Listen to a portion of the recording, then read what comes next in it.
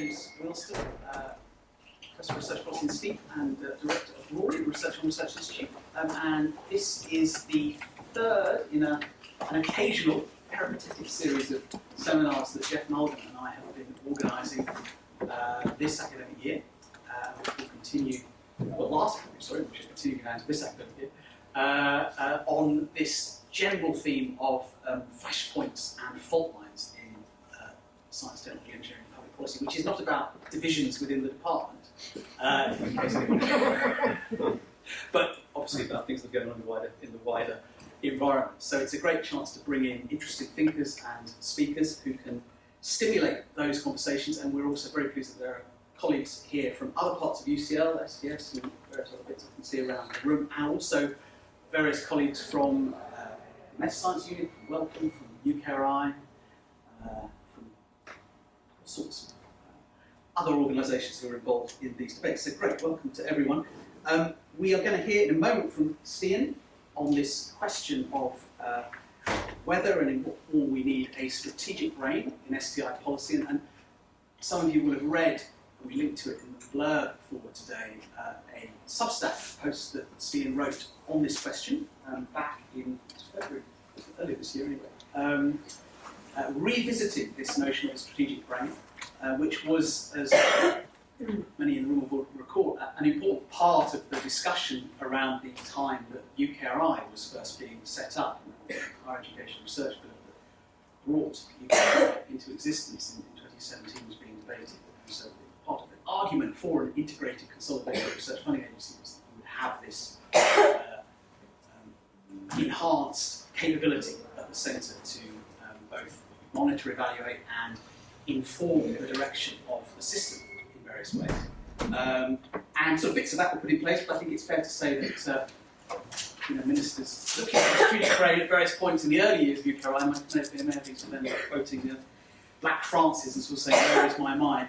As they searched for that capability, because it didn't exactly coalesce as quickly as I guess some of the early blueprints had suggested. But things have changed. They've changed in a number of ways. They've changed institutionally. We've got the metascience unit, Ben, the director of the metascience unit is here in the room, which has created a focal point for all of these sorts of discussions across the system. We've got a new chief executive within UKRI, Ian Chapman, who took over the summer, and I'm sure is looking afresh at these kinds of questions. Methodologically, of course, there's lots of change. It's a very dynamic field. Any of you in the room who came to the metascience 2025 conference that we hosted around the corner at the IOE back at the end of June will have been blown away by the array of different things going on in metascience across the world, not only in academia but in various other actors too.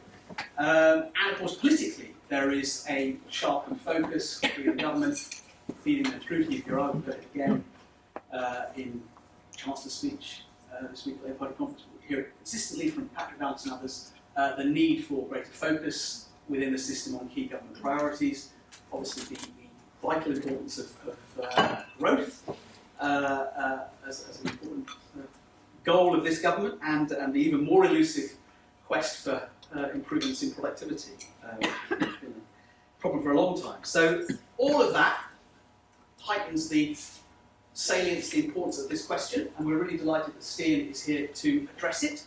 Stian, of course, known to most people, I'm sure, in the room now in his role as Executive Chair of the ESRC, but with an illustrious career going back through the Royal Statistical Society, advisor to various science ministers, Leicester, where I first met Stian, where he was Director of Policy and Strategy for many years. So he's been at the heart of these things.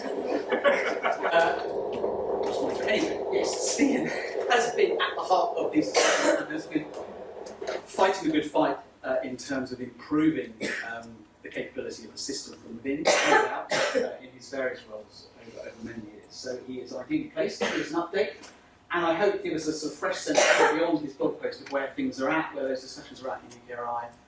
There are added dimensions to this, the REF and other things where business people are involved in. So it is a very timely discussion.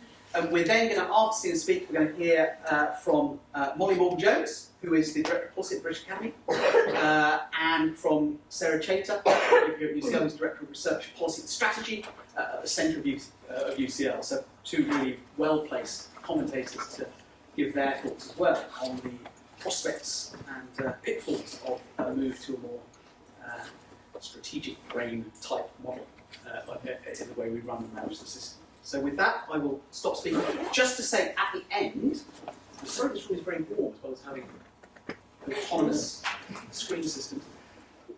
We can't do anything about the warmth, apparently. But we are, at the end of the event, we've got a room booked at the Lamb pub, which is just around the corner. So we'll have drinks and drinks and little tab. Sometime at the Lamb. So do stay and join us. It's just a few metres around the corner from here. So I'll remind you of that at the end. Stian, thank you again. Thank you very much, James. And first of all, just wanted to say what an honour it is to be here and to be the guest of Rory and of, by the way, if I'm too quiet, please shout. Amazing.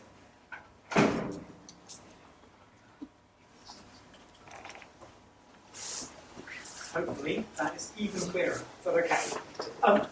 Sorry, it's a great honour to be here as the guest of Rory and Steve, two great institutions that have done so much for innovation studies and so much for some of the subjects that I'm hoping to talk about today, the question of analytics and experiment and what they can do to improve how we do research and innovation funding.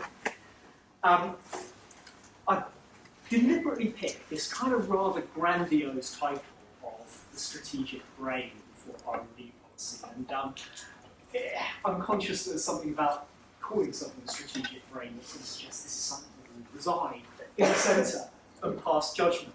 But I think I want to say, set out first of all, that the whole vision for what we hope can be done with better analytics, more experimentation, very much comes from this and from other research communities that have spent decades thinking about how we can better understand innovation systems. And when I think of the work that's being done at the moment in the metascience unit, the work that we hope to do in R&I analytics, as much as possible, I'm going to talk a little bit about this more. This is stuff that effectively you and the wider communities we all work in have come up with. So, although I think the strategic brain term is a fun one to use, this is something that to a great extent we see as being a collective endeavour of working out. I wanted to begin by just saying something about the epistemic status of this talk. I'm not planning to come and give you a lecture on the history of either analytics or metascience. I know there are people in this room who are much better placed to do that than me. But rather, what I was hoping to do is provide a bit of an exposition of what I perceive as some of the informational and experimental needs that we at UKRI have as a funder, to posit some ways that we are thinking of addressing them, and really to have a bit of a discussion given the expertise that we have in this room. Hence, as you see, despite the up and down slide screen, I won't have any slides today. So, I guess to begin with, it's an interesting concept, the idea of the strategic brain. As James said, this was very much the founding vision of why we brought together the UK's 9 research councils or 9 research and innovation funding organisations into one body. It was the idea that it would somehow bring together more intelligence and be able to make what you could in some sense see as investment decisions in a more informed way, better decisions. The term was beloved of Sir John Kingman, UKRI's first chair, and rather unfortunately it became slightly skunked, because I think one time when John used it, he talked about UKRI being a small strategic brain. And what that meant is for the next few years, whenever anyone talked about it, he got involved in a discussion about UKRI's headcount. UKRI had too many people. So utterly, our previous chief executive banned me from ever talking about strategic brains, which was made things slightly harder. But I do think it's quite an evocative term to try and describe what we're doing. And if anything, to me, the concept has become really aggressive, given where government as a whole, DC in particular, with balance, thinks the innovation system ought to be going, and particularly public funding of innovation. If I think back to when I was at Nesta thinking about innovation policy, we were just about trying to broach the idea that a really fruitful direction in innovation policy was to increase the quantity of public funding for innovation, and that eventually developed into the Theresa May government's 2.4% of GDP target, which turned out to be a bad target because the numbers were all being mismeasured. But the idea that the quantity was what really mattered, and the investment process could sort of take care of itself. It could effectively be run by the tier and panel process and more or less work quite well. That was the idea for quite a while. And then I think one of the changes that I certainly saw in and around government in the latter half of the 2010s is a gradually increasing focus on the allocation mechanisms, the investment mechanisms, and I guess you could say the quality of innovation investments. And I guess the sort of an extreme apostle of this would be Don Cummings, who has pinned an awful lot of hope on the idea that new types of funding organisations can make such dramatically better investments that, in a sense, the sum invested is almost irrelevant because the return on investment will be so much higher. I think it remains to be seen exactly where ARIA, for example, and other organisations like that will deliver. But this isn't just a Don Cummings thing. This is clearly something that you see driving the focused research organisations movement, and to some extent driving a lot of the energy behind metascience that holds that there is something that could be improved. I mean, some people say something deeply wrong, but at the very least, something that could be improved about how we make these allocations.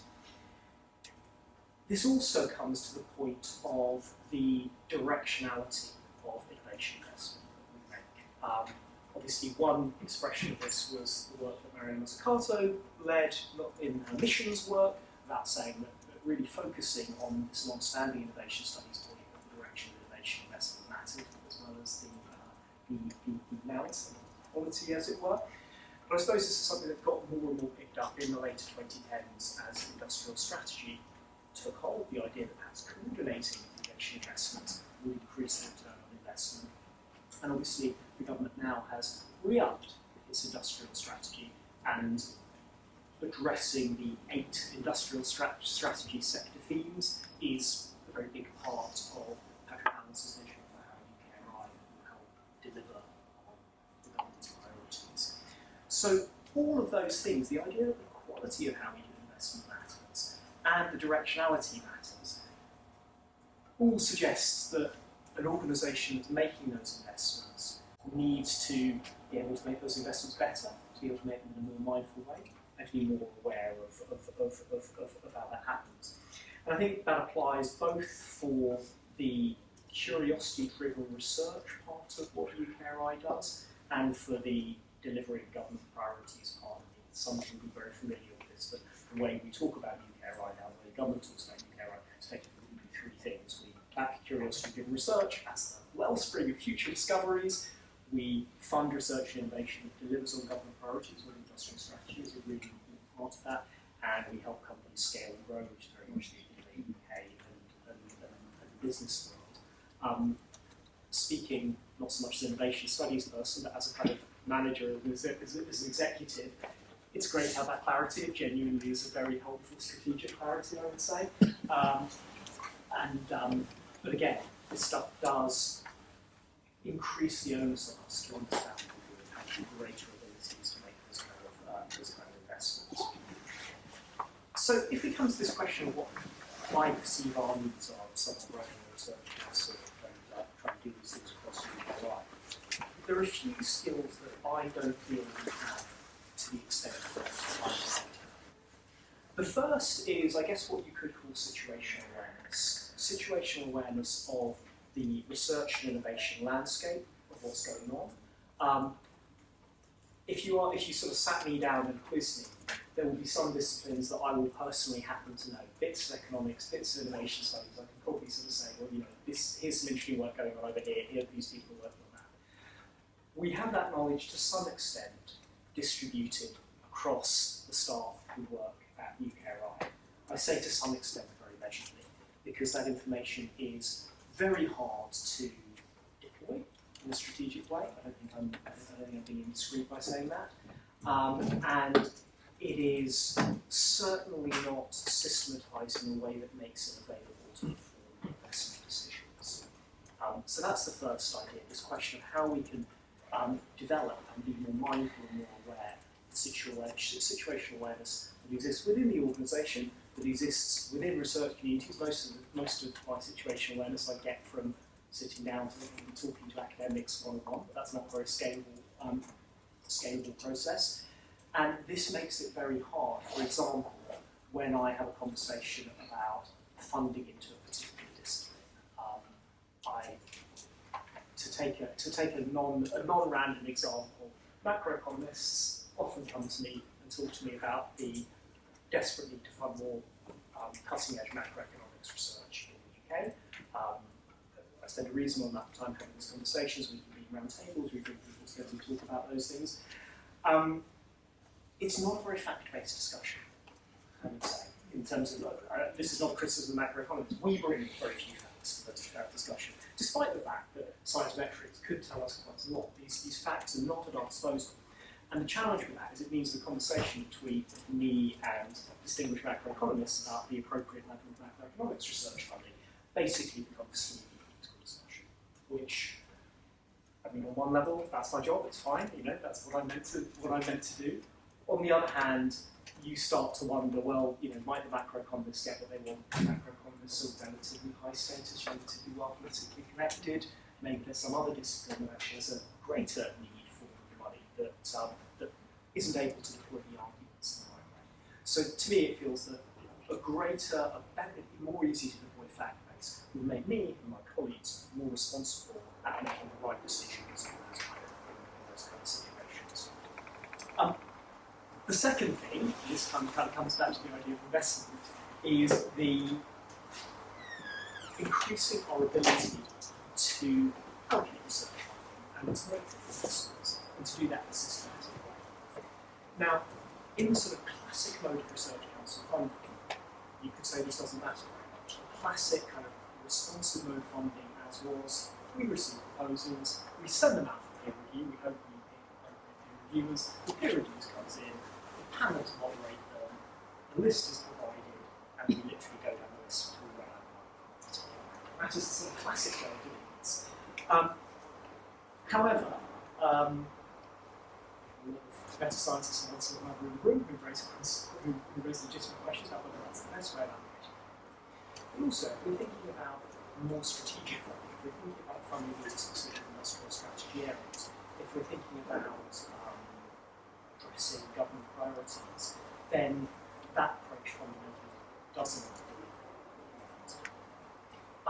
Similarly, even to the extent we use that kind of approach for what we now call applicant-led mode, we never quite know why we changed the name from responsive mode to applicant-led mode, that's what we call it now. When we think about applicant-led mode, even then, I think considering the knowledge of what's going on is important to make the decisions. And to take a really simple example, we have examples where, by going down the kind of rank of the list, we can just fund a couple of projects that are very, very similar, just happen to go really well, which just feels like an obvious move. You don't need to know a lot about metascience or information science to think that's probably the best way of. So that's the second thing, this idea of just literally improving our ability to make good research choices. The third thing, which, and I'm getting here much more into my sort of public servant role, perhaps, rather than my public investor role, is to understand and track the effectiveness of what we do. I think we probably don't do anything like as much of this as we should. Our ability to look at the impact that our investments make, whether that's the whether that's the impact in terms of pure knowledge outputs, or whether even more hard to predict, whether the downstream impact in terms of real world change. Yeah, we don't do that systematically. There are also we can do that systematically. There's lots of very simple processes like looking at policy impacts in Overton, which isn't perfect, but the idea that one might do that more systematically. We don't think quite a lot of our evaluations are informative, and there's an opportunity to do that better, to understand, but we do. And then finally, and this is probably the most small p political angle, I think it's absolutely incumbent on us to provide an account of impact to government, and the fact that we don't have very good data in these areas makes this particularly problematic. To some extent, I think it's very useful to be able to show the link between what we're funded and research outputs. If I think more broadly about UKRI, it's very useful to look at business formation, business growth, businesses that are enriching research and development, or public research and development back. And again, we don't really have the ability to do that. We don't do it much. I think we have much. There's a lot of capability that exists either within private sector data providers or in actual people among people researching this that we don't really have access to. And I think that is challenging. I think it's challenging to ministers who are deciding to spend very scarce taxpayers' money funding R&D rather than funding all the other politically attractive things they can do if we can't sort of say, here is some idea, it's an imperfect idea about what is happening over time. So there are just to recap, 4 things I would like to be able to do better. I'd like to have more situational awareness of the R&I landscape as well. I'd like to be able to make better decisions, run better processes to allocate public money better. I'd like to know, to a greater extent than we do already, whether what we're doing is working and how it's working, whether that's sort of proximate outputs or ideally outcomes down the road. And I feel I owe it to the people who trust me and my colleagues with a very large amount of taxpayers' money every year. I feel I owe it to them to provide them with the collateral they need to make the case to voters that this is worthwhile compared to the other things they can do with money. And all of that I do not think we do as well as we can. So if we move then to kind of what I am looking for, what I'm hoping that we can build, there's sort of 2 key components to this. One is analytics and the other is experimentation. Capability to analyse and understand what we do, and capability to experiment on what we do. If I talk about the analytic capability first, and this was what I think I talked most about in the blog post that some of you have read. Again, I think we have pretty limited analytic capability within UKRI at the moment. A lot of that is very much geared to delivering to our understandable compliance needs with relation to our department, providing reporting to the department. And that's all good. We need to do all of that. But if I think about the ability to map what's going on in disciplines, to understand where our expertise is, I think we have very little of that. So if I were to think of some types of data that I would like us to either have access to or to create, the first thing is UKRI itself has a lot of data that we own one way or another or have access to that we really underutilise. A classic example of the metascience unit has been very involved into trying to make more tractable to analysis is the decades of grant data that we can submit to UKRI, which is really interesting. I mean, a lot of it is free text, not all of it is free text, but this provides really interesting information both about what's successful and what's unsuccessful, but also about what people are looking at all the time, who's looking at things. As probably everyone who works with data will know, one of the big challenges of analysing a fantastically exciting data set like this is literally the curation, of making it so that it is that you can analyse it, and making sure you can analyse it in terms that are socially acceptable to the people who provided us that data and to allow us to operate. So in terms of privacy, it's something that the metascience unit has been working hard at building a sandbox to be able to look under appropriately privacy preserving terms at those data sets. But this is something where actually a relatively modest investment in that would really unleash great ability to understand our data. The second thing is the opportunity to bring together other data sets that people could put together. And when I was at the last international meeting that Rory convened, it was fascinating to hear about the work that some of the science nutritionists in the Rory community were doing in terms of trying to do novel things with bibliometric data. We don't do very much with bibliometric data. I mean, we've got some good analysts scattered around UKRI, but they're not a unified force, and I think they're not performing decision making as much as we could. There's a ton of work when I think back to my Nesta days, there's a ton of fantastic work with firm data that people really just ignored just then, understanding not just about sort of firm accounting data, but how to map that to what firms were actually doing. The former Nesta colleague Clementes Garcia, who's now at DeepMind studying the science impact of AlphaFold, did some really useful work at the time, trying to say how can we really understand what companies do based on unstructured data, map that to administrative data about firms, and try and build an understanding of systems. That to me feels like an area that's moved on massively in the last 20 years.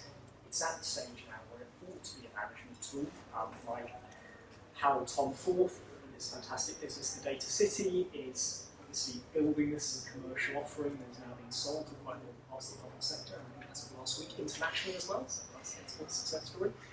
But the ability to do that and to hopefully generate insight for more business-based and R&D investments, I think is something we need to catch up with. I mentioned Overton.io and the idea of seeing how, particularly within social science, how social science research makes it into the grey literature, policy literature, is something that most people do interesting work on. We don't really consume that work, and we probably should.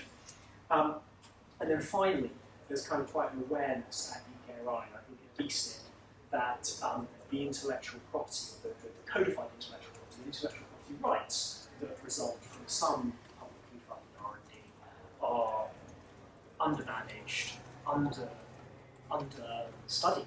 We don't really know where they are. So there's a big demand to try and understand that as well. All of these things, there are people who pull together data sets on these kind of things, and the ability for us to pull them together, for me, is an important part of any kind of strategic brain that we might want to build. Excuse me. I talked a lot about data in the context of the strategic brain, and it's always fun to geek out on data, but I think it's important to at the same time acknowledge that any kind of strategic brain and the experimental capability that I'm going to talk about in a second, there's also really important policy that I would like to see UKRI bring to bear on this. I'm fascinated by the stuff that ARIA started doing on horizon scanning, which is, as far as I can see, a totally positive process. They are working with Renaissance Philanthropy to do an interesting horizon scanning exercise. This is something that I think has happened at research councils in various ways over the years, but the ability to be more systematic about that and to create ways to bring that knowledge from different research communities on board feels like something that is the essential counterpart to the also fun quantitative stuff that we might try and do. So that's kind of a bit on the analytic capability. The counterpart to that I mentioned is the experimental capability. As I say, we have a really strong muscle memory at UKRI, dating back from the days of the research councils. The way to fund things is ask for proposals on any subject, you peer review them, you put them to peer review to the panel, and then you fund it around studies. I have fantastic team members who've been at UKRI research councils for 30 years, and that's their default. It's a very strong internal culture. That's kind of the way you do things. And obviously, it is in many ways a great way of harvesting a certain type of collective intelligence from the research. So I don't want to ignore the kind of Chesterton sense that is research output. And there are some where I would say the institutional design, and to some extent the research council have been involved in it, have probably pessimised the institutional design in a way that's unhelpful. So if I think about something that we can qualitatively do, something qualitative that we can do would be useful, trying to gather more insight of what it means for a funding to kind of set up good research institutions and to support people to create research projects that value fields like that. So, to sort of recap on the characteristics, analytic capability, alongside the data analytic capability, an ability to horizon scan to gather more policy information and to deploy that sensibly. and then an experimental capability, of which I think the UK metascience unit is the kernel from which that should rise, alongside a qualitative ability to think about the institutional choices we have to make. Feels to me like what is for the most part lacking. And it's tantalising because I don't think it's entirely lacking. I think bits of it are there, and the fact that the metascience unit and its work gives me hope that it can happen. I wanted now just to move on to a few thoughts on design principles and pitfalls that we might want to avoid in doing. The first design principle that I think quite hard line, but I think constant vigilance is important, is the importance of creating useful knowledge. I think obviously there's lots of work that we fund and that's done elsewhere where the usefulness of the knowledge is not the primary output. Actually, advancing the knowledge frontier is the primary output, and the usefulness comes later down the road. But I think from our point of view, if we're spending taxpayers' money and if we are trying to apply this across a 9 million funding organisation, it's essential that we have a plan for making this knowledge useful. Some of this stuff gets into really quite managerial things going on in UKRI, so making sure that people who are doing metascience research or who are absorbing metascience research from research communities looking at this are connected to people who are doing the kind of the artisan craft work of actually designing and managing our funding processes. And there's quite different cultures, as you can probably imagine. One is effectively running a bureaucratic service factory. I mean, I don't use that disparagingly. I mean, it's literally a graph processing factory where the aims are, and please don't laugh as a research applicant, to keep the customer satisfied. I know it doesn't always feel like that way, but to make sure to at least as much as possible minimise delays, to do things quickly, and to treat our volunteer labour and our applicants well. So building that link is really important.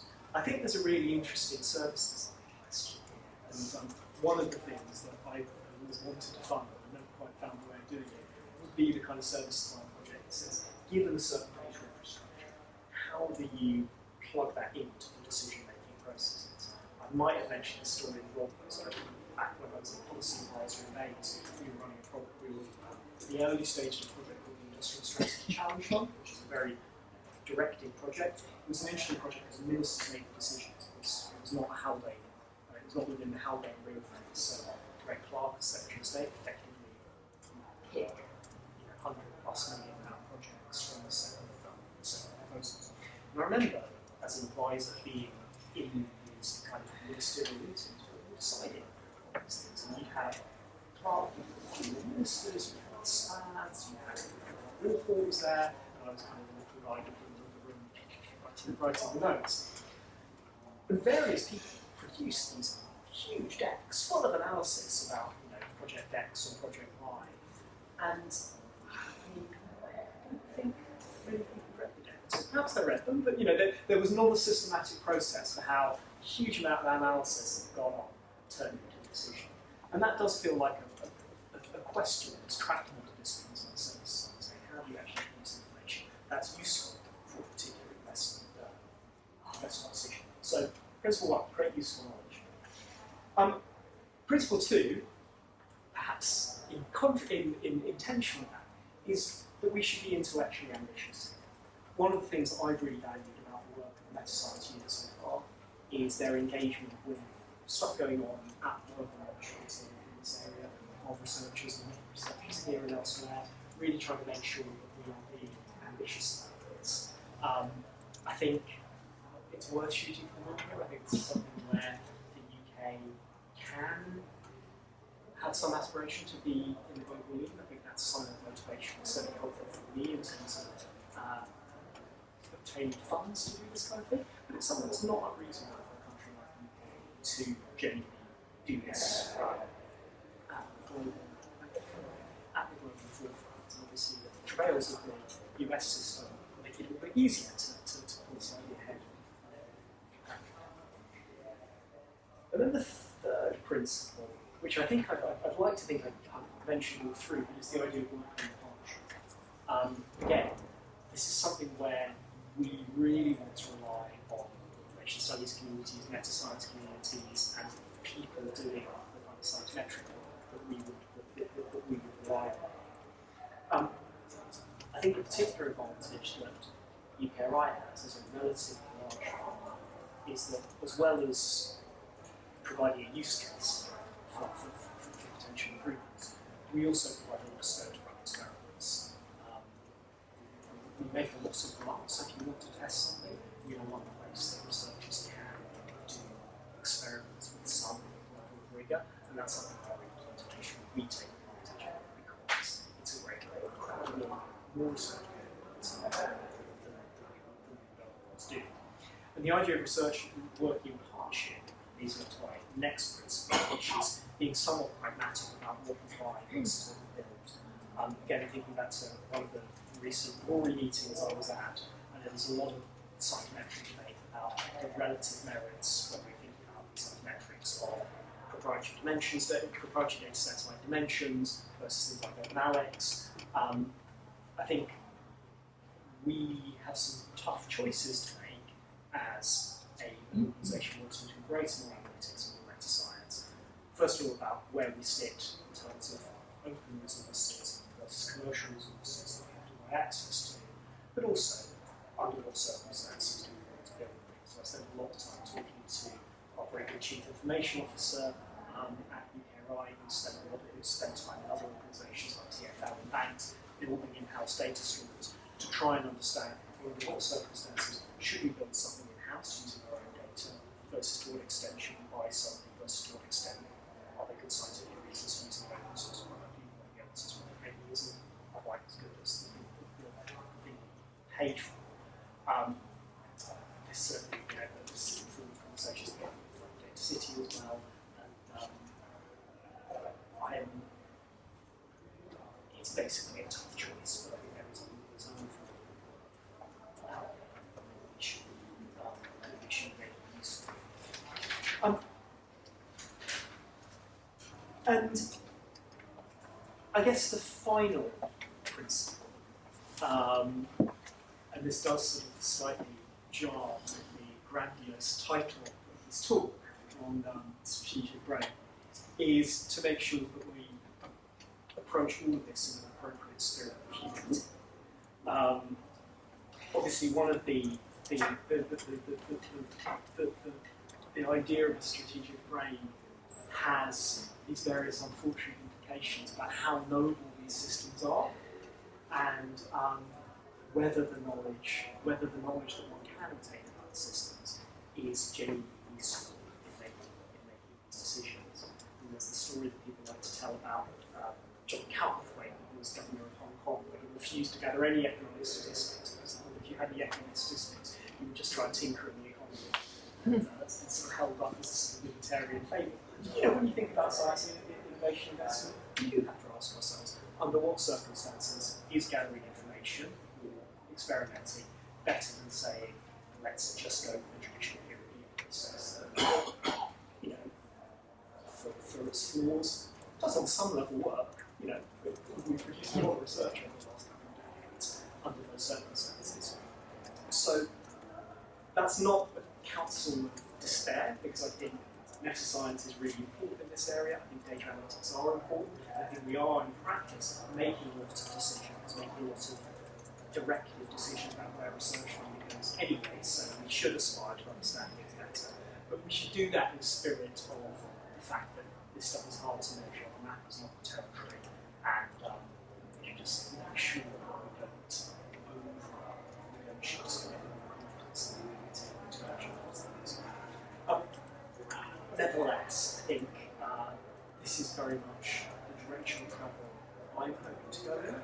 I think there's quite a lot of support, certainly within UKRI and research for making some modest investments in this area. And I say modest because everyone wants us to see this as the R&D budget of UKRI. We're spending considerably less money on this than the UK spends on its own R&D budget. Relatively low R&D spending on our own account. But I think we could see an increase in investment from the current investments so far. It's a bit science. £10 million, spend about £10 million on data science. Spend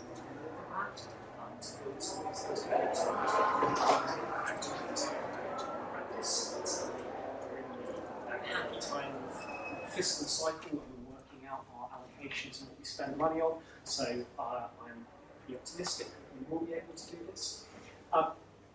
And I guess where I would end with that is on with an appeal to you and the wider research communities that you represent, that this is, as I say, something that we want to work in partnership with. It's something where we would like to create research opportunities, whether that's looking at data that only UKRI can provide, using funding schemes where it's appropriate as an opportunity to experiment and really important questions, or where lessons already emerge from work that we've done, us being as receptive as we can to taking those on board and using that to improve our funding practice.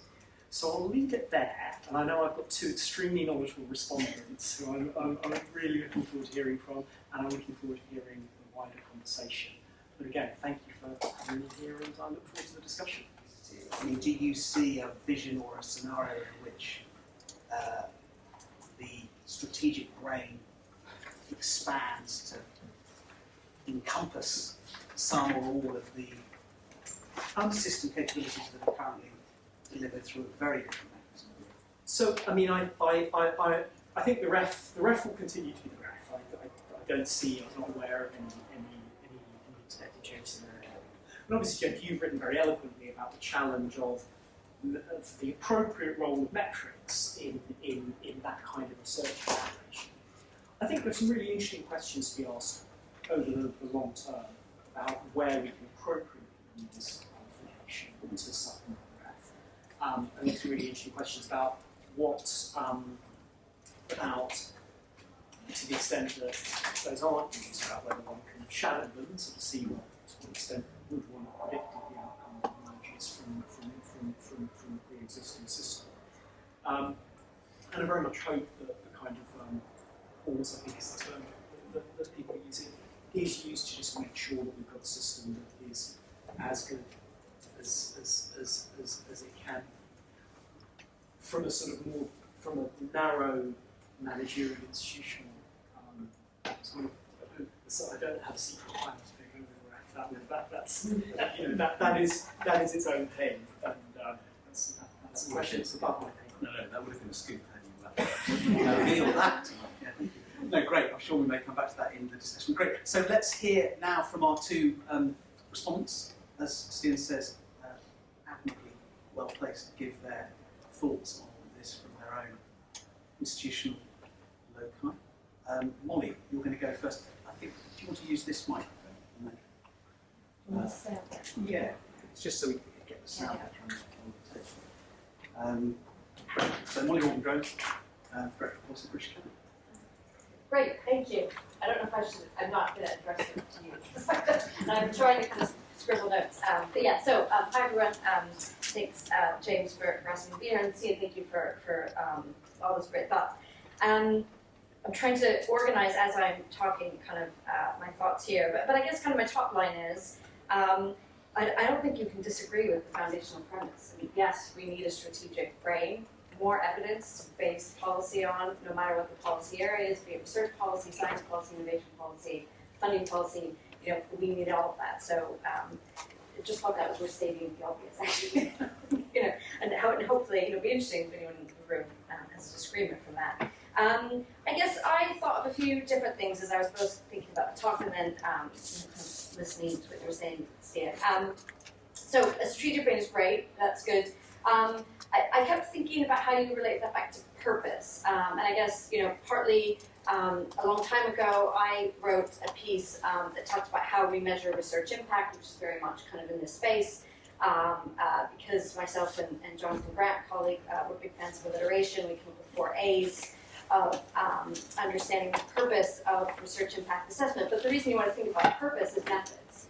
So, not only is it important, what you want your brain to think about, how you think about it, and what you want, the methods by which you want to think about, how do you make a case, how do you build a case study for advocacy, that is one thing.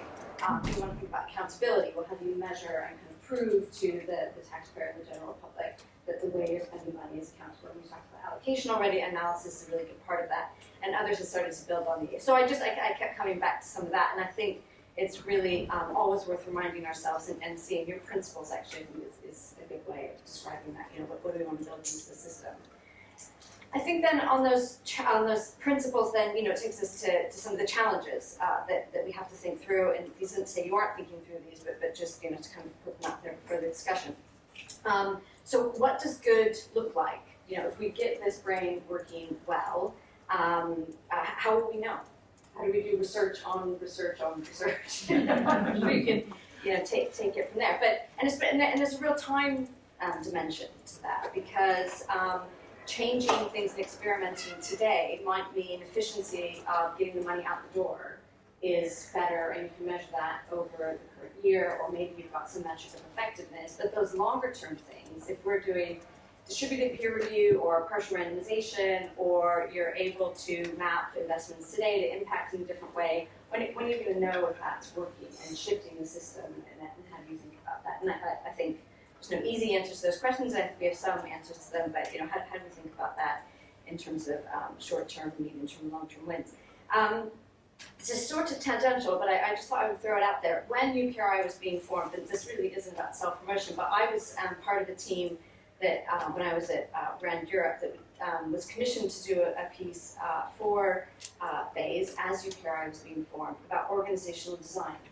So what should the org chart of UKRI Central and the research councils look like? And I'd never thought about science policy from that management perspective, and I thought it was fascinating.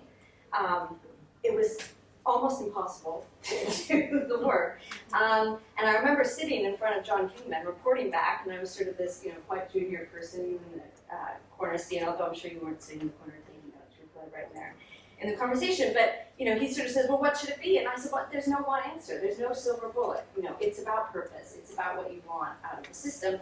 And actually, fundamentally, one of the reasons it's really hard is because how you design a system depends on what you want to get out of it. And is it about research excellence? And how do you measure research excellence? Is it high citations? Is it number of outputs? Is it about wider impact? How do you measure impact for whom and why? And so there's all these kind of decisions, and you can't do a good piece of analysis unless you have agreement on that. And then so that's kind of classic research thing. I think there's challenges, and it would be great to have discussion about kind of getting the strategic brain to work across the system. Stian's talked about lots of things that UKRI does. I come from the British Academy, which is a national academy. We have the same funder parent in DCIT. National academies are fellowships, but we're big funders for our disciplines, but we're very explicitly funded by DCIT to support talent, people in the system. The vast majority of funding across all 4 national academies goes to individual fellowships. How does that work in concert with UKRI's fellowship programs and the institutional investments and the big challenge-led research grants? And there's lots of really, really interesting questions you could get into there. But so I would take, we don't have the analytic capacity one step further to say there's a big system piece about how we all interact, and that's across government departments, foundations, businesses, et cetera. And it would be amazing, because I think you could then start to get some questions about things like, do you let 1,000 flowers bloom, and then you can kind of think about what gets produced there. Is it better to kind of group your investments, and this is part of what may or may not be being thought about with changes to REF, et cetera. And that relates to kind of the balance in the ship. So do we invest today for today's challenges, invest today for tomorrow's challenges, that kind of stuff. And then just kind of a final point, I think, is to say, kind of related to that system piece, I think there's a real question to get our head around about, do we have the methods to ask some of these questions?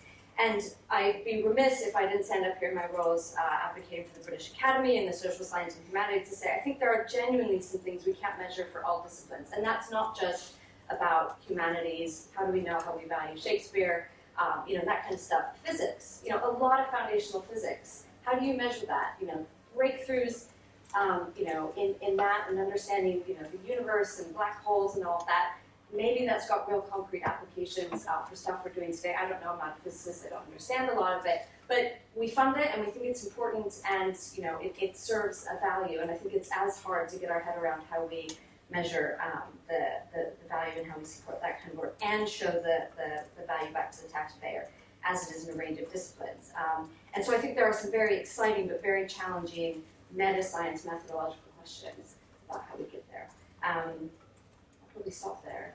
has a set of reflections to give to the Excellent, thank you very much. That's great. Come and join us. And Sarah, over to you. So you can talk now from the UCL perspective, of course. Oh, that makes me feel like I need to do a disclaimer, like these views are mine, not necessarily those of UCL. I probably should have said that. I think you speak with one mind, human being. So thank you for having me. Thank you to Stian for really thought-provoking remarks, and to Molly for hers. It's interesting actually because I also came at this from purpose, I suppose. And the first thing I thought was actually there is a very live question for us all, I think, about the social licence to do research, which feels really acute at present. Pick your reason why, but something that I don't think universities should remotely be ducking away from. And whether that's your fear of populist government or whether it's just acknowledgement of continuing fiscal constraint. And I think we should all kind of hold that dear almost every day, actually, and not take it for granted. I was also reminded of a conversation I had, this is a bit of a personal anecdote aside, but a conversation I had with my husband a year or two ago about, I can't remember what I was applying for at the time, something. And he was like, and if you get the money, who's going to follow up and make sure that you do what you said you will? And who's going to follow up and make sure that all those lofty claims that I can see you, beavering away on are actually fulfilled? And I was like, well, that's a really good question, because probably nobody, right? And he works in the private sector. He was just like aghast that there was this effect of, this is not what I think, but one interpretation is there's a slush fund that I could write into and say, hey, I've got a great idea, give me some money to go and do my idea. And the answer is, here you are, and there's no follow-up. And I realise that's a simplification, but I think to a lot of the general public, the people who are funding the research that we do, there is a risk that that's the perception. So that's why I think this question of social licence and accountability and purpose is so important. So I wanted to ask two really basic questions, which I think are implicit, but maybe not explicit in what we've heard from Stian. One is, what do we want from the UK research base? I think we are seeing now more and more focus from government on economic growth, great, benefit to individual citizens, great, government missions, probably great. But we don't really know how UKRI and funding has been set up to achieve those sort of lofty outcomes. And I was really struck by the National Audit Office report that came out a year or so ago, something like that, which was sort of not critical of UKRI actually, but was critical of really messy and confusing and contradictory and government policy that you couldn't really make sense of. What does government want from research? What's it trying to do?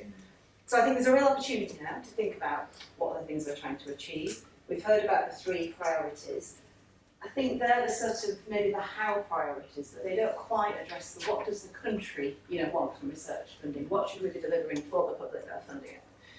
And that might be thinking about missions and societal needs and grand challenges, and it might be thinking about how we really build capability within the research ecosystem to engage beyond it, which is something close to my heart. It might be thinking about how we increase the diversity of the research base and of researchers. It might be just thinking about how we spread the benefits of research across the country. So I'm not going to say what we should be thinking about, but those are the sorts of questions I think we need to be asking in terms of purpose. And therefore we also need to be thinking, what are the research capabilities we want to see? Is it more capacity for cross-disciplinary working? Is it challenge-oriented research? Is it actually discovery research? Is it research use? Is it thinking about failure and how we turn that from something we don't talk about to something we celebrate because it's actually where we really learn? So I think that's the first thing. What do we want from the UK research base? What are the capabilities that we want as a country and as taxpayers funding research? Which leads me to, I suppose, what do we want from better knowledge of the UK research base? And again, you sort of, I think, given us a sense of how we might go about getting that better knowledge, but what's it for? What are we trying to do with it? And I suppose here I go a little bit motherhood and apple pie, because I think there are 4 basic, I don't know if they're principles, maybe they're values, that we need to have in mind. So one, I think, building on what Molly said, is really needing a holistic approach to understanding this. So it's not actually just UKRI funding, right? It's the whole of government funding, it's local and regional authorities, it's PSREs, it's national academies, and so on. It's also how that funding interacts with other funders. So we know the charitable sector funds, billions of pounds of research in this country every year. How's public funding interacting with that? And how's it interacting with business funding? So how do we have that kind of systems approach? And how do we also actually think about some of the interdependencies and interactions, say, between research and university and higher education, between innovation and infrastructure investment. I think if we're really thinking about what we want to know about the research base, we need to reflect that it doesn't exist in a sort of self-contained system, and we need to be understanding more about those interdependencies. I think we also have in our current system, love it or loathe it, a balance between retrospective assessment of research. How have we all performed? That's sort of the ref, I guess, at the moment. I'm not going to stand up here and defend the ref. Or advocate for it, actually comes back. I'm going to say neutral on the ref. But we have a retrospective assessment, and then we have prospective assessment, which is actually the kind of traditional peer review system. You can argue, I think, about the methodologies of that balance, but it seems to me that we need to maintain some kind of balance between looking back and seeing what we've achieved and what outcomes have been delivered, and looking forward and thinking about what could be delivered. And I think I hadn't actually picked up that ARIA work, but I think that ARIA horizon scanning work is very interesting in that regard, because I think we need to be able to look ahead. We need to be able to maybe take a bit of a punt on things and not only rely on what we've already done and past success. I think we need to think about a really broad definition of outputs and outcomes as well, the sorts of things we might want to achieve, and that goes back to some of what Molly was saying about, how confident can we be that we can measure everything we might want to know. Some outcomes will be really hard to quantify. And I think there's also a question which relates to what you were saying around how we experiment, Stian, and how much license we give ourselves, I think, about how much is this about specific research projects, how much is it about underpinning structures and processes and the ways in which we do and deliver research. And then the final thing that I think is really important is just thinking about how does a strategic brain enable us to keep some degree of breadth in our research base. And there are a number of reasons for that. I think there's the sort of research serendipity argument. We all know penicillin and X-ray or accidental discoveries. We all know the graphene story. Incidentally, you can even see serendipity in applied research. So like the Oxford AstraZeneca vaccine, its efficacy was discovered accidentally through a mistake in the trial, not through the original trial design. So I think we have to think about how do we maintain that capability and that flexibility and creativity. I think we also need to think about how we can be equipped for the future challenges we might not even see coming. COVID actually is a really good example of most of the research base pivoting to address something that we didn't know was going to happen. Some of that was research that seemed logical, like vaccines. Some of it was research that on the surface had nothing to do with COVID. But because we had that broad base and because we had that capacity for flexibility, we saw the research base respond to this existential societal threat. So that's mainly what I wanted to say, I think. I had some other thoughts, but I'm going to shut up because you've heard enough from me, and I think we should all hear from you. I guess the